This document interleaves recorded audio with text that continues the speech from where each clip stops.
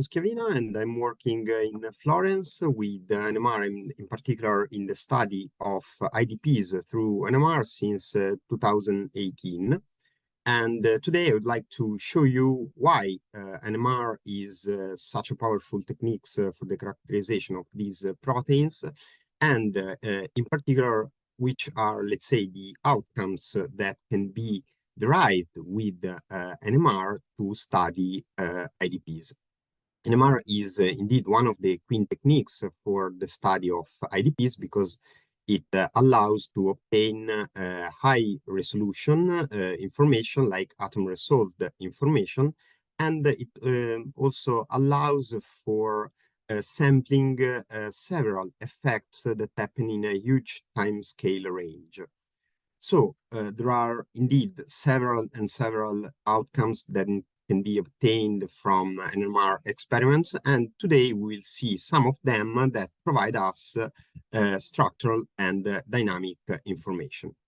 So the first how we will proceed, we will see how to obtain the chemical shift information that is usually the first observable that one used to collect. Then we will see how these chemical shifts are used to obtain structural information, and then we will move to a more, let's say, dynamic point of view. So we'll see what are the relaxation rates, why we study these relaxation rates, and how these relaxation rates are used for obtaining dynamic information. Then we will have three different examples of, let's say, increasing difficulties, or more than increasing difficulty, we will see how different observables can, let's say, complete the picture of an intrinsically disordered protein. And then I'm sure you will have several questions, and I will be very happy to answer to any. And also during the presentation, if I'm not clear, please just stop me, and I will repeat whatever it's not clear.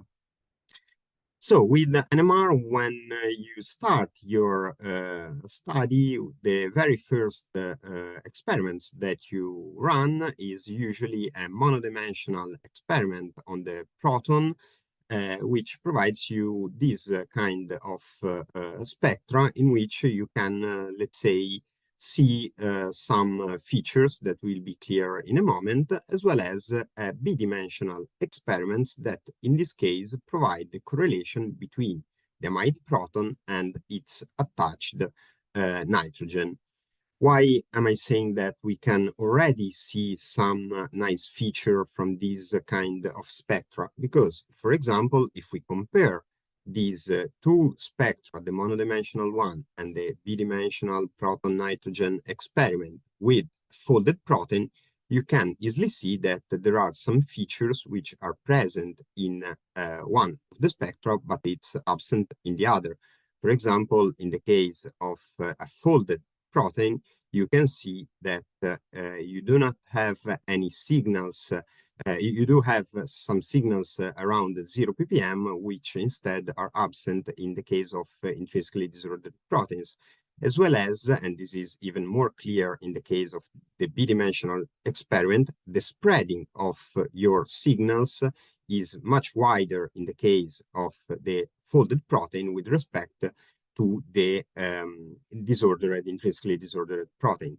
So simply looking at these two kind of spectra, you can imagine immediately if we are in the presence, if we are looking to a simple, let's say, or to a well-disordered protein or to a well-folded protein. However, of course, a polypeptide is a chain composed by indeed several peptides which possess several atoms inside this chain. And we then have the possibility to observe different correlation between the atoms composing the polypeptide through different kind of experiment, both in a bidimensional way, in which you have a direct dimension and an indirect dimension, as well as with more complex experiments that instead provide, for example, the correlation in the case of 3D experiment between three different atoms. So why and how these signals fall in the spectrum and how they are informative? Well, the chemical shift value is clearly dependent, first of all, by the nature itself of the nucleus. So if we look at the protons, we know that, for example, for the amide protons, we have a chemical shift which falls in the range between, for example, 7 and 9 ppm. While on the contrary, if we look at the carbonyl atoms, like in the case of the CON, then we have a chemical shift value which is much more around 176, 180 ppms. As well as, of course, the other sources of spreading or of differences in the chemical shift is the bond. So if we look to a carbon, it will be quite different looking to a carbonyl with respect to a C alpha due to the presence of the neighboring atoms, which causes a different chemical shift value, as well as in the case in particular of globular protein, we do have some effects that are along the space that cause a spread in the peaks. So how can we interpret these different NMR spectra and how to obtain the desired chemical shift information? Since now I've just presented you some spectra without telling you anything about the information that we can collect and that we can derive from them. Starting with one of our preferred experiment, which is the CON experiment. In this experiment, we are looking at the correlation between a carbonyl and its attached nitrogen. So we, first of all, are looking to a peptide bond correlation. And the first information that you can derive from this experiment is that, for example, if you have, as in this case, protein composed by 140 amino acids, you are expecting 140 peaks. So this is the very first information that you know. Then you can start looking at the different peak position inside your spectra. And for example, you know that in certain positions, you have different amino acids, the resonances of different amino acids.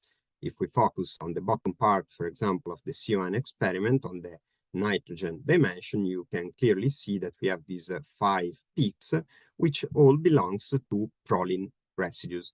So looking at the simple 2D maps, as also in the case of the CaCO, where we look at the C alpha carbonyl correlation, you immediately know where you have your peaks and which kind of peaks belong to the region.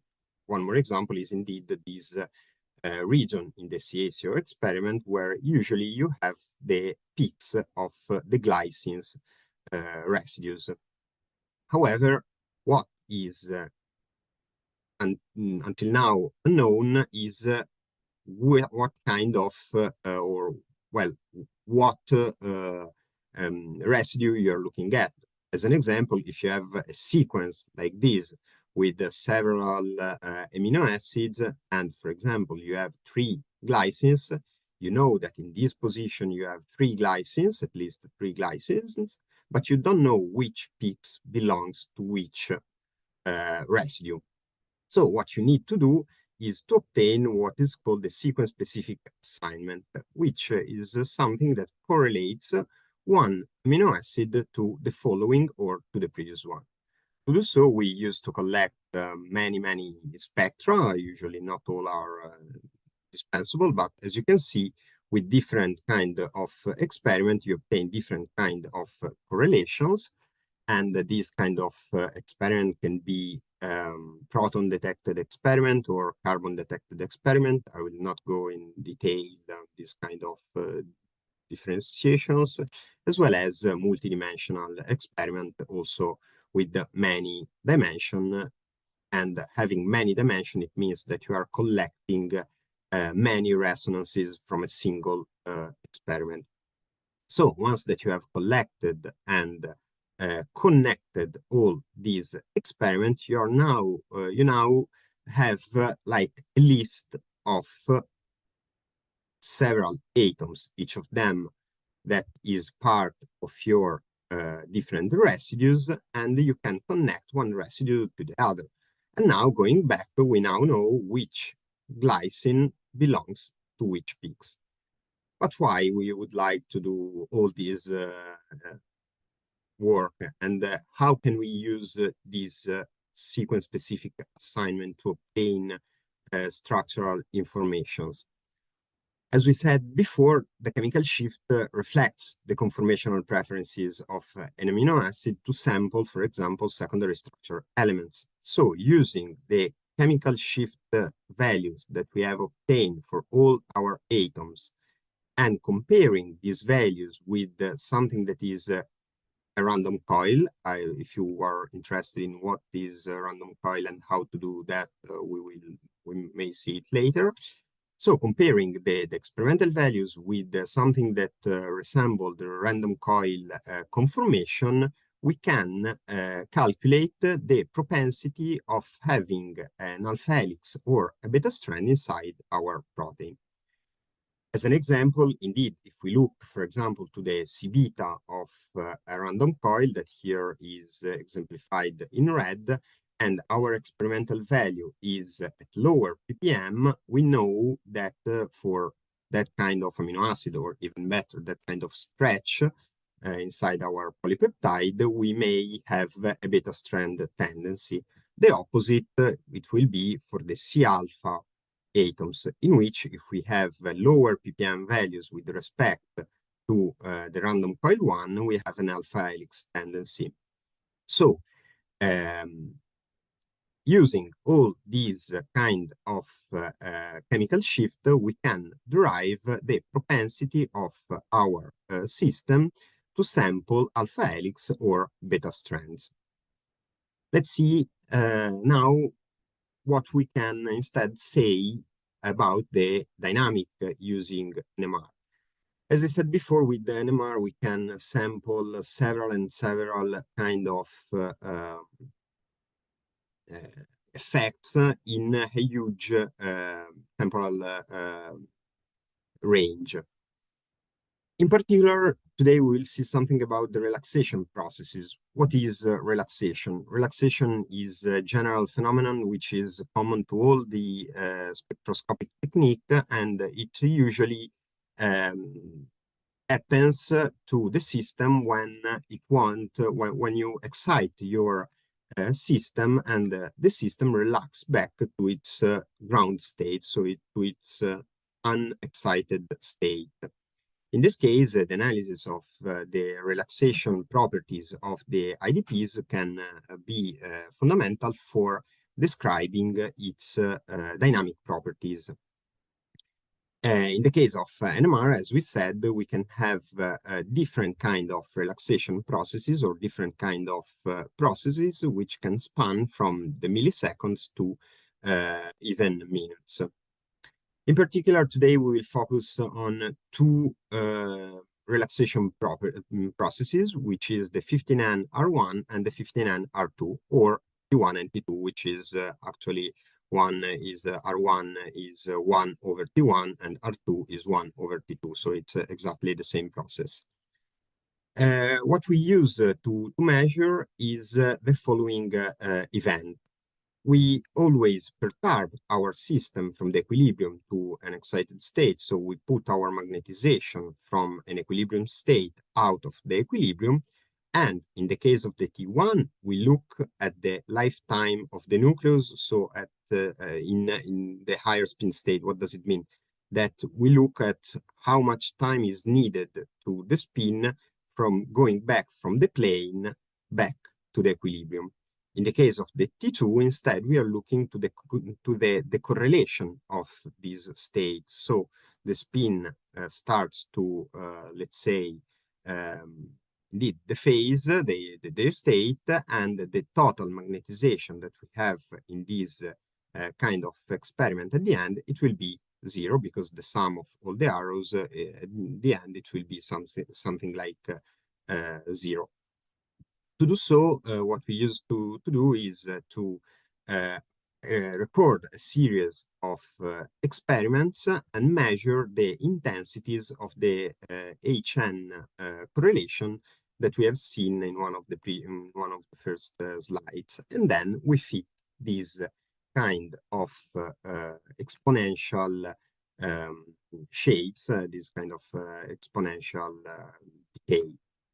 In the case of very small molecules or small proteins, like in the case of, as well as in the case of IDPs, they are usually characterized by small R2 values and big R1 values.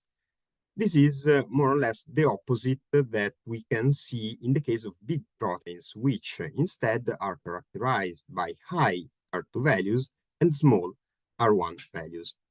I know that it can be quite confusing, and we will see immediately an example. So, starting with the easiest case, we look at what we have described until now. So, the secondary structure propensity, which is a plot that describes along the residue, the primary sequence, the tendency of forming an alpha helix. So if the value is highly positive, it will probably sample an alpha helix conformation. If it's highly negative, it will probably sample a beta sheet conformation. So in the case of this protein, as you can see, we have very small values, so we can immediately say that we do not have any important secondary structure sampling. And the very same can be said from the R1 and R2 values, in which we can see that the R1 values are more or less all uniform and are slightly higher or are higher than 1, that we can say it's a relatively high value for proteins. On the contrary, the R2 values are rather small and uniform as well. So, taken all together, this information provides us a picture of a well-disordered protein. So we are looking at alpha-synuclein, which is known to be highly disordered and in its monomeric state, and it's considered indeed one of the model IDP.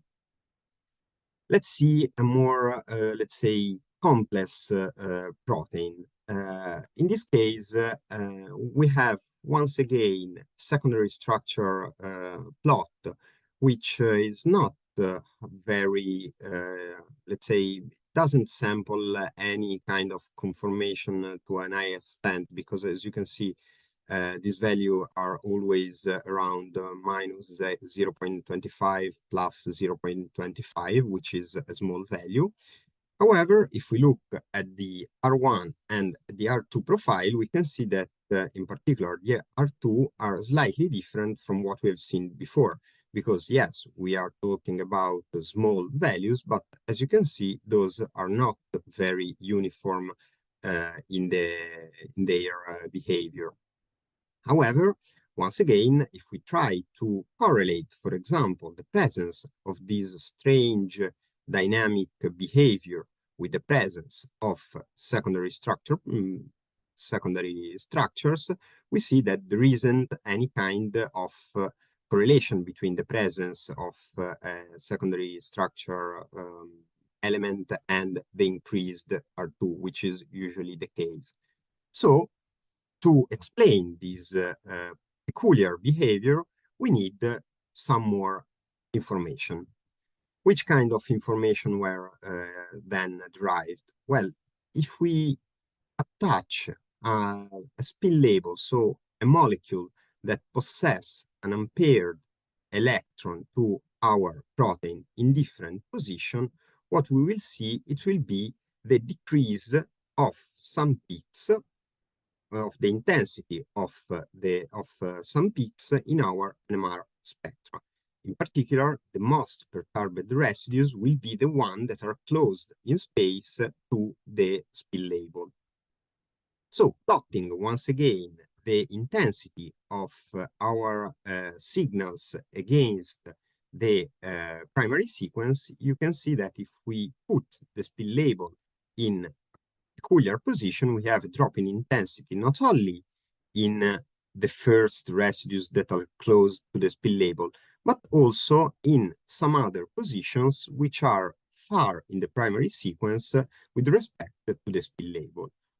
Thus, we obtain some long-range information, and despite indeed the absence of these stable secondary structure elements, we have instead a correlation between these higher R2 and indeed we can say that there are some long-range contacts between these three regions that indeed provide higher R2 values. So we can talk about a compact state in which the protein is yet and is still disordered, but we have some regions that are one close to the other without sampling any kind of secondary structural element. The last example, it will be the ID4 protein, which is part of this huge crab binding protein, which is a protein composed by more than 2000 amino acids, in which more than the 50% of this protein, as you can see, is predicted to be disordered. And one of the disordered region that was predicted is the ID4. Let's see what are the typical, the outcome of this protein.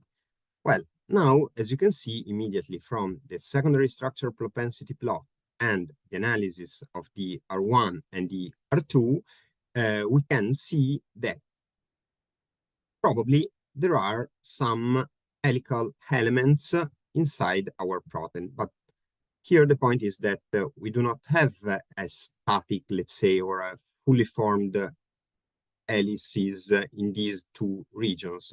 But they are sampled, for example, by, we can imagine this in two different ways. We can imagine that we have some proteins that are sampling the helices, or we can imagine that the protein is sampling the helices for example, half of the time for which we look at the protein.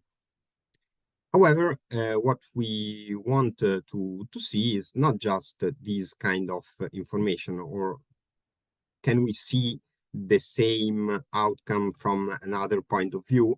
And the answer is, of course, yes. For example, if we look the intensity of our peaks at two different temperatures, you can see that we have two clearly distinct behavior. And in particular, the peaks that belongs to the intrinsically disordered regions decrease their intensities upon the increase of the temperature.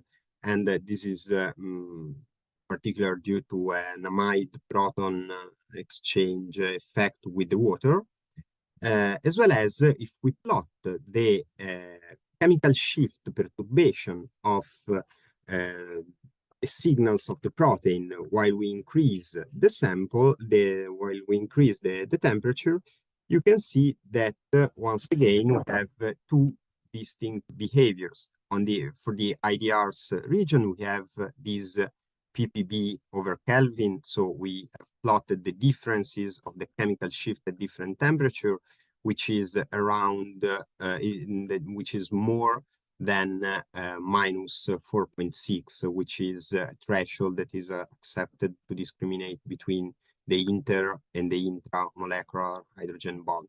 While in the region where we were expected the presence of the helices, we have this value which are lower than this minus 0.46 ppb over Kelvin, which is indeed, let's say, the proof of the existence of this helix once again.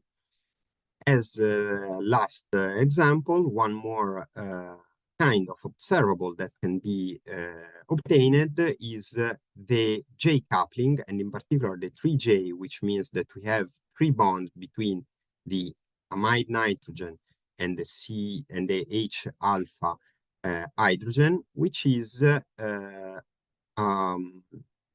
which is correlated to the angle phi, which is between the N atom and the C alpha atom. So if we look at the value of this J coupling, which is, let's say, the strength of the bond, we see once again that there is a correlation between the presence of this helix and this J HN H alpha coupling. That is indeed proportional to this phi angle, and thus to the presence of secondary structural elements. So, taken all together, once again, this was, let's say, an example in which we have several kind of observables which all provides the same picture, and in which we can see the presence of these transiently populated helices in the first N-terminal region and between the residues 100 and 124. Which actually is not the case that is deposited in DisProt, which instead it says, for example, that this region is completely disordered, this protein. So I think that I've finished, and before concluding, I would like, of course, to thank all of you for your attention, but also Roberta Veratelli and Isabella Felli, which are the people that helped me in my scientific growth since many years, and of course, once again, Maria Cristina and Federica for the kind invitation. Now, if you have any question, please feel free.